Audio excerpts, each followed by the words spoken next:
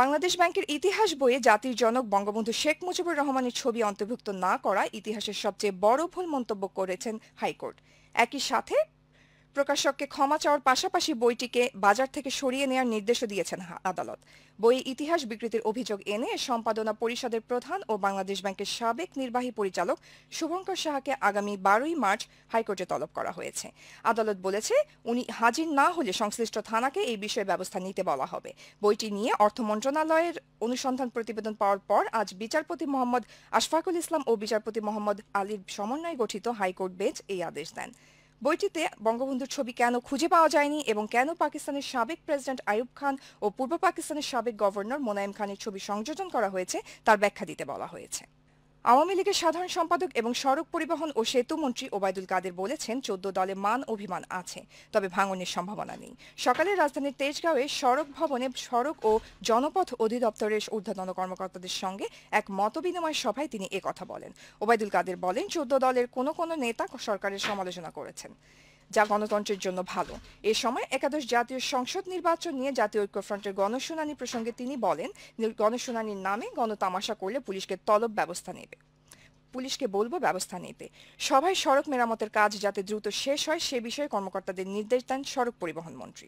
মামলা করতে করতে নিজেরাই পঙ্গু হয়ে যাবে। গণশুনানি না গণতামাশা? গণতামাশার জন্য অনুমতি চাইলে পুলিশ কমিশনারকে বলবো বিষয়টা দেখে ব্যবস্থা নিতে। এদিকে জাতীয় ঐক্যফ্রন্টের গণশুনানি অনুষ্ঠিত হবে আগামী 22শে ফেব্রুয়ারি সন্ধ্যায় রাজধানীর মতিঝিলে গণফোরাম সভাপতি ও ঐক্যফ্রন্টের শীর্ষ নেতা ডক্টর কামাল হোসেনের চেম্বারে ঐক্যফ্রন্টের স্টিয়ারিং কমিটির বৈঠকে এই সিদ্ধান্ত হয়। পরে সাংবাদিকদের কথা জানান ডক্টর কামাল। তিনি জানান, পূর্ব ঘোষিত তারিখ 24 ফেব্রুয়ারি গণশুনানির জন্য ঢাকার কোথাও হল না পেয়ে 22 ফেব্রুয়ারি সুপ্রিম কোর্ট মিলনায়তনের স্থান নির্ধারণ করা হয়। এতে জামায়াতের প্রার্থীরা থাকবেন না, তবে বাম জোটকে আমন্ত্রণ জানানো হবে বলেও জানান ডক্টর কামাল। ঢাকা বিশ্ববিদ্যালয়ের কেন্দ্রীয় ছাত্র সংসদ ডাকসু ও হল সংসদ নির্বাচনের মনোনয়ন ফর্ম বিতরণ আজ থেকে শুরু হয়েছে, যা চলবে আগামী 25 ফেব্রুয়ারি পর্যন্ত। দীর্ঘ 28 বছর পর আগামী 11ই মার্চ ওই নির্বাচন অনুষ্ঠিত হবে। আমাদের ঢাকা বিশ্ববিদ্যালয়ের সংবাদদাতা আব্দুল্লাল মামুনের প্রতিবেদন। ডাকসু ও হল ছাত্র সংসদ নির্বাচনের মনোনয়নপত্র বিতরণ কার্যক্রমের প্রথম দিনে খুব বেশি ভিড় দেখা যায়নি ঢাকা বিশ্ববিদ্যালয়ের আবাসিক হলগুলোতে। প্রতিটি হলের প্রাধ্যক্ষের কার্যালয়ে সকাল 10টা থেকে শুরু হয়ে বিকেল 4টা পর্যন্ত বিনামূল্যে বিতরণ করা হয় মনোনয়ন ফর্ম। তবে প্রথম দিনে আজ ক্যাম্পাসে ক্রিয়াশীল বৃহৎ ছাত্র সংগঠনগুলোর পক্ষ থেকে কেউই মনোনয়নপত্র সংগ্রহ করেনি। কয়েকটি আবাসিক হল ঘুরে কিছু স্বতন্ত্র প্রার্থী ও ইসলামিক শাসনতন্ত্র আন্দোলনের প্রার্থীদের মনোনয়নপত্র সংগ্রহ করতে দেখা যায়। প্রধানমন্ত্রী ও আওয়ামী লীগ সভানেত্রী শেখ হাসিনা বিদেশ সফর থেকে দেশে ফেরার পর ক্ষমতাসীন দলের ভ্রাতৃপ্রতিম সংগঠন বাংলাদেশ ছাত্রলীগ 21শে ফেব্রুয়ারির পর মনোনয়ন ফর্ম সংগ্রহ করবে বলে দুপুরে সাংবাদিকদের জানিয়েছেন ছাত্রলীগের কেন্দ্রীয় সভাপতি রেজওয়ানুল হক শোভন। 25 তারিখ পর্যন্ত যেহেতু লাস্ট ডেট, তো 25 তারিখের আগে আমরা কিনবো, সেটা নেটের সাথে পরামর্শ করে আমরা। এদিকে উৎসবমুখর পরিবেশে মনোনয়ন পত্র বিতরণ শুরু হয়েছে বলে জানালেন হাজী মোহাম্মদ মোহসিন হলের প্রাধ্যক্ষ অধ্যাপক ডক্টর মিজামুল হক ভুইয়া। আমি হলগুলোতেও দেখছি যে ছাত্রদের মধ্যে যে উৎসব রবে যারা ডাকসু নির্বাচন করার পক্ষেই কাজ করে যাচ্ছে, এবং যারা প্রার্থী তারাও ছোটাছুটি করছে যে তার দল থেকে নমিনেশন পাবে কিনা। আবার অনেকেও স্বতন্ত্র করতে চাচ্ছে, আমার কাছে আসতে স্যার দোয়া করবেন, আমি নির্বাচন করছি, নির্বাচনে আপনাদের দোয়া চাচ্ছি। তো আমরাও চাচ্ছি যে আমরা প্রভোস্ট হিসাবে যে হল সংসদ থাকে তাহলে আমাদের সুষ্ঠুভাবে আমরা কাজ করতে পারি এবং কি তখন আমাদের জবাবদিহিতা থাকে ছাত্রদের কাছে। 25 ফেব্রুয়ারি মনোনয়ন ফর্ম বিতরণ কার্যক্রম শেষ হলেই যাচাই বাছাইয়ের পর আগামী 5 মার্চ সংঘাত সংঘর্ষ এড়িয়ে অংশগ্রহণ ও প্রতিযোগিতামূলক নির্বাচনে দায়িত্ব পালন করতে কর্মকর্তাদের প্রতি আহ্বান জানিয়েছেন প্রধান নির্বাচন কমিশনার KM নুরুল হুদা। সকালে রাজধানীর আগারগাঁওয়ে নির্বাচন কমিশন ভবনে তৃতীয় পর্যায়ের উপজেলা নির্বাচনের রিটার্নিং ও সহকারী রিটার্নিং কর্মকর্তাদের এক ব্রিফিংয়ে তিনি একথা বলেন। এ সময় সিইসি বলেন, জাতীয় নির্বাচনের সমন্বয় ছিল বলেই ভালো নির্বাচন হয়েছে। সেই অর্জনের ধারাবাহিকতা স্থানীয় নির্বাচনেও ধরে রাখতে হবে। একই অনুষ্ঠানে নির্বাচন কমিশনার মাহবুব তালুকদার বলেন, বিএনপি অংশ না নিলে নির্বাচন জৌলুস হারাবে, তাই নির্বাচন যেন প্রশ্নবিদ্ধ না হয় সেদিকে নজর রাখতে নির্বাচনী কর্মকর্তাদের প্রতি তাগিদ দেন তিনি। এবারের উপজেলা নির্বাচনে প্রধান বিরোধী দল অংশগ্রহণ থেকে বিরত থেকেছে, এতে নির্বাচন জৌলুস হারাতে বসেছে। চেয়ারম্যান পদে দলীয় মনোনয়নপ্রাপ্ত ব্যক্তিরা প্রায় প্রত্যেকেই নির্বাচিত হবেন এবং ওই পদে কোনো প্রতিদ্বন্দ্বিতা হবে না। এদেশে স্থানীয় সরকার নির্বাচন যেরকম প্রতিযোগিতামূলক হয়েছে, এবছর তেমনি ভাবে প্রতিযোগিতামূলক হবে, তেমনি ভাবে অংশগ্রহণমূলক হবে। বর্তমান নির্বাচন কমিশনের অধীনে উপজেলা নির্বাচনও কোনোভাবেই গ্রহণযোগ্য হতে পারে না বলে মন্তব্য করেছেন বিএনপির স্থায়ী কমিটির সদস্য ডক্টর খন্দকার মোশাররফ হোসেন। বিকেলে জাতীয় প্রেস ক্লাবে বাংলাদেশ জাতীয়তাবাদী মুক্তিযোদ্ধা দল আয়োজিত এক আলোচনা সভায় তিনি কথা বলেন। এ সময় বর্তমান নির্বাচন কমিশনকে ব্যর্থ উল্লেখ করে কমিশনের পদত্যাগ দাবি করেন বিএনপির সিনিয়র নেতা। ঘোষণা করেছি আমরা সেই উপজেলা নির্বাচনে অংশগ্রহণ করব না, এটা নির্বাচন হবে না, আবার আগের মতো প্রহসন হবে। তারপরেও আমরা শুনছি যে অনেক টাকা বাজেট দেওয়া হয়েছে এই নির্বাচন করার জন্য। কিসের নির্বাচন হবে? এটা আরেকটা প্রহসন। যারা নৌকার মার্কায় নমিনেশন পাবে তারাই শুধু বাস। এখানে তো আর কোনো নির্বাচনের কোনো সুযোগ নেই, কারণ প্রতিদ্বন্দ্বী প্রার্থী নেই, প্রতিযোগী কোনো দল নেই। তথ্যমন্ত্রী ডক্টর হাসান মাহমুদ বলেছেন, পৃথিবীর অনেক দেশের চেয়ে বাংলাদেশের গণমাধ্যম বেশি স্বাধীনতা ভোগ করে থাকে। দুপুরে সচিবালয়ে সার্কভুক্ত দেশগুলোর প্রেস কাউন্সিল প্রধানদের সঙ্গে বৈঠকে তিনি একথা বলেন। এ সময় তথ্যমন্ত্রী আরও বলেন, বাংলাদেশের গণমাধ্যমকে যুক্তরাজ্যের গণমাধ্যমের পর্যায়ে উন্নীত করতে চায় সরকার। সেই সাথে গণমাধ্যমের দায়িত্বশীলতাও সেই পর্যায়ে যাওয়া প্রয়োজন।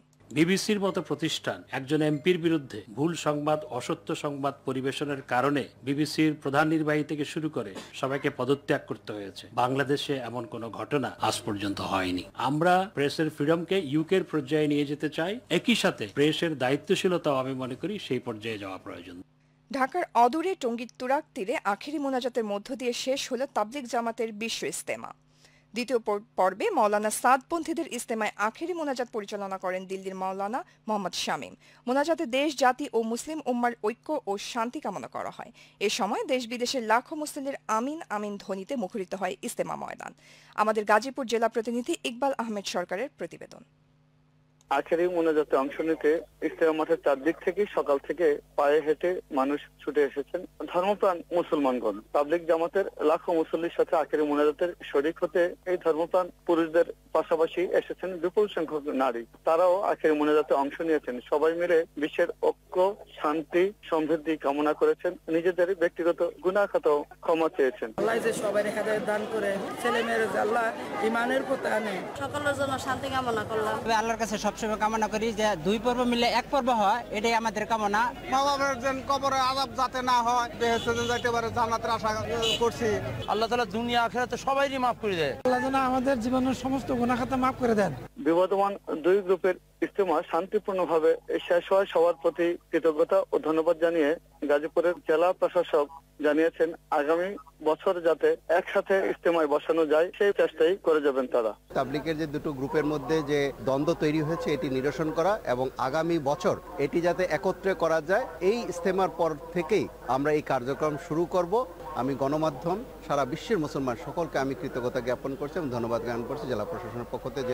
এবারের এই আখেরি মুনাজাতের মধ্য দিয়ে সাদ অনুসারীদের ইজতেমা এবং 54তম ইজতেমার সমাপ্তি হলো। এই ইজতেমা শেষে হাজারো হাজারো তাবলিগ জামাতের কর্মীরা ছুটে যাবেন দেশের নানা প্রান্তে দাওয়াতের কাজে। আবার বছর ঘুরে তারা মিলিত হবেন টঙ্গীর তুরাগ তীরের। 21শে ফেব্রুয়ারি আন্তর্জাতিক মাতৃভাষা দিবস উপলক্ষে কেন্দ্রীয় শহীদ মিনার ঘিরে থাকবে 4 স্তরের নিরাপত্তা ব্যবস্থা। এছাড়া পুরো এলাকা থাকবে সিসিটিভি ক্যামেরার আওতায়। দুপুরে শহীদ মিনার প্রাঙ্গণ পরিদর্শন শেষে সাংবাদিকদের এসব তথ্য জানান ঢাকা মহানগর পুলিশ কমিশনার আসাদুজ্জামান মিয়া। এ সময় তিনি বলেন, 21শে ফেব্রুয়ারিকে কেন্দ্র করে কোনো জঙ্গি হামলার আশঙ্কা নেই। কেন্দ্রীয় শহীদ মিনার এলাকায় 4 স্তরের নিরাপত্তা ব্যবস্থা থাকবে। সিসিটিভিতে আবৃত থাকবে পুরো এলাকা, অর্থাৎ প্রত্যেকটি ইঞ্চি সিসিটিভির আওতায় থাকবে। সাধারণ যারা শ্রদ্ধা নিবেদনের জন্য আসবেন তারা যে পথে আসুন না কেন তাদের পলাশি আসতে হবে। পলাশি দিয়ে জগন্নাথ হলের সামনে দিয়ে শহীদ মিনার উত্তর গেট দিয়ে তারা প্রবেশ করতে পারবে। বাংলাদেশ ব্যাংকের ইতিহাস বইয়ে জাতির জনক বঙ্গবন্ধু শেখ মুজিবুর রহমানের ছবি অন্তর্ভুক্ত না করা ইতিহাসের সবচেয়ে বড় ভুল মন্তব্য করেছেন হাইকোর্ট। একই সাথে প্রকাশককে ক্ষমা চাওয়ার পাশাপাশি বইটিকে বাজার থেকে সরিয়ে নেওয়ার নির্দেশও দিয়েছেন আদালত। বইয়ে ইতিহাস বিকৃতির অভিযোগ এনে সম্পাদনা পরিষদের প্রধান ও বাংলাদেশ ব্যাংকের সাবেক নির্বাহী পরিচালক শুভঙ্কর সাহাকে আগামী 12ই মার্চ হাইকোর্টে তলব করা হয়েছে। আদালত বলেছে, উনি হাজির না হলে সংশ্লিষ্ট থানাকে এই বিষয়ে ব্যবস্থা নিতে বলা হবে। বইটি নিয়ে অর্থ মন্ত্রণালয়ের অনুসন্ধান প্রতিবেদন পাওয়ার পর আজ বিচারপতি মোহাম্মদ আশফাকুল ইসলাম ও বিচারপতি মোহাম্মদ আলীর সমন্বয়ে গঠিত হাইকোর্ট বেঞ্চ এই আদেশ দেন। বইটিতে বঙ্গবন্ধুর ছবি কেন খুঁজে পাওয়া যায়নি এবং কেন পাকিস্তানের সাবেক প্রেসিডেন্ট আইয়ুব খান ও পূর্ব পাকিস্তানের সাবেক গভর্নর মোনায়েম খানের ছবি সংযোজন করা হয়েছে তার ব্যাখ্যা দিতে বলা হয়েছে। আওয়ামী লীগের সাধারণ সম্পাদক এবং সড়ক পরিবহন ও সেতু মন্ত্রী ওবায়দুল কাদের বলেছেন 14 দলে মান অভিমান আছে, তবে ভাঙনের সম্ভাবনা নেই। সকালে রাজধানীর তেজগাঁওয়ে সড়ক ভবনে সড়ক ও জনপথ অধিদপ্তরের ঊর্ধ্বতন কর্মকর্তাদের সঙ্গে এক মতবিনিময় সভায় তিনি একথা বলেন। ওবায়দুল কাদের বলেন 14 দলের কোনো নেতা সরকারের সমালোচনা করেছেন, যা গণতন্ত্রের জন্য ভালো। এ সময় একাদশ জাতীয় সংসদ নির্বাচন নিয়ে জাতীয় ঐক্যফ্রন্টের গণশুনানি প্রসঙ্গে তিনি বলেন, গণশুনানির নামে গণতামাশা করলে পুলিশকে ব্যবস্থা নেবে। সভায় সড়ক মেরামতের কাজ যাতে দ্রুত শেষ হয় সে বিষয়ে কর্মকর্তাদের নির্দেশ দেন সড়ক পরিবহন মন্ত্রী।